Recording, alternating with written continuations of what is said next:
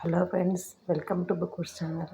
బూందీ చేసేటప్పుడు మనము బూందీ అనేది పర్ఫెక్ట్గా అంటే రౌండ్గా రావాలి అంటే మనకు ఫస్ట్ ఆఫ్ ఆల్ పిండి అనేది చాలా మెత్తగా ఉండాలి.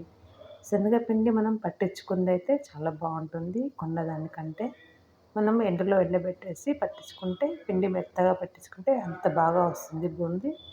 బూందీ చేసేటప్పుడు మనకు హీట్ కూడా అంతే అవసరము. స్టవ్ ఫ్లేమ్ అనేది కరెక్ట్గా ఉండాలి.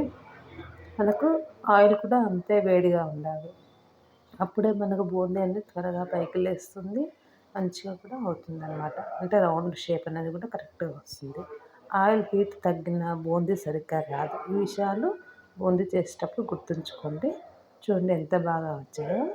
నేను సంక్రాంతి రోజు పండుగ కోసము స్వీట్ బూందీ అంటే లడ్డు కోసము, తర్వాత కారా బూందీ 2 ప్రిపేర్ చేశాను. ఫస్ట్ ఇది స్వీట్ కోసం తయారు చేసుకుంది. అంటే దీంట్లో మనము ఎలాంటి బియ్యం పిండి కలపమన్నమాట. ఓన్లీ శనగపిండితో కలిపి చేసుకున్నది.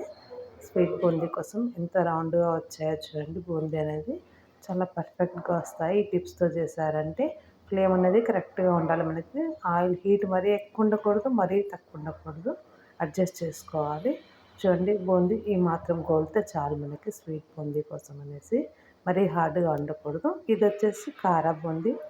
బియ్యం పిండి కలిపేసేసుకుని నెక్స్ట్ ఈ బూందీ తయారు చేసుకున్నాను. దాంట్లోని పల్లీలు, పుట్నాలు, కరివేపాకు కూడా వేసుకున్నాను. దీంట్లో ఉప్పు కారాలు కలిపేసుకుంటే మనకు హాట్ బూందీ రెడీ.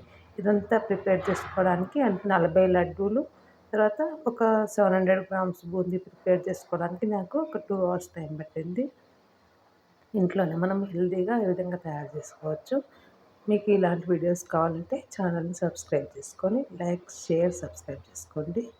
మనకు కేజీ పిండికి అంటే కేజీ శనగపిండితో మనం లడ్డూలు తయారు చేస్తే 70 to 80 దాకా లడ్డూలు అవుతాయన్నమాట. Thank you for watching.